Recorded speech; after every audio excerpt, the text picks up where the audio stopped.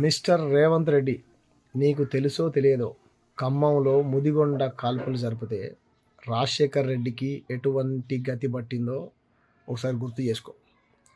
బషీర్బాగ్ కాల్పులు జరిపితే చంద్రబాబు నాయుడుకు హైదరాబాదులో బషీర్బాగ్ కాల్పులు జరిపినప్పుడు ఎటువంటి గతి పట్టిందో ఒకసారి గుర్తు చేసుకో.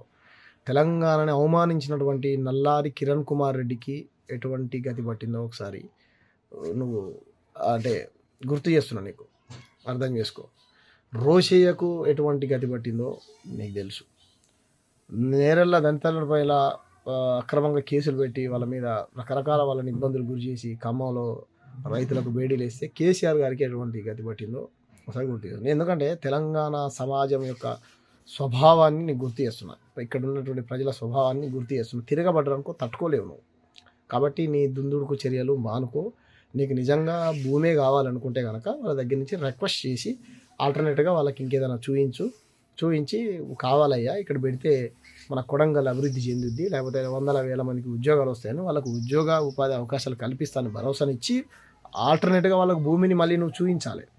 వాళ్ళకు నమ్మకాన్ని కలిగించినప్పుడు వాళ్ళు ఇష్టంగా ఇస్తే భూమిని తీసుకో. అంతేగాని నా తమ్ముడు తిరుపతి రెడ్డిని పంపిస్తా, లేకపోతే ఇంకో రెడ్డిని పంపిస్తా, గుండాగిరి చేపిస్తా, అక్రమంగా కేసులు పెట్టిస్తా, భూములు ఇవ్వకపోతే వాళ్ళ మీద దౌర్జన్యం చేస్తానంటే ఖబర్దార్. నేను గత ముఖ్యమంత్రుల నేపథ్యాన్ని ఎందుకు గుర్తు చేసినంటే వాళ్ళకి ఎటువంటి గతి పట్టింది, మంచి మంచులను చూసింది తెలంగాణ సమాజం. కాబట్టి రైతుల మీద పెట్టినటువంటి కేసులని నీ కళ్ళకు అదినట్టు, ఎందుకంటే నువ్వు ఎప్పటి నుంచో రాజకీయాలలో ఉన్నోడివి, మాకంటే ముందు పుట్టినోడి జెడ్పీటీసు ఎంపీటీసీనే గెలిచినట్టున్నావు గాను మెయ్య పోలీస్ పటేల్ అని చెప్పుకుంటావు.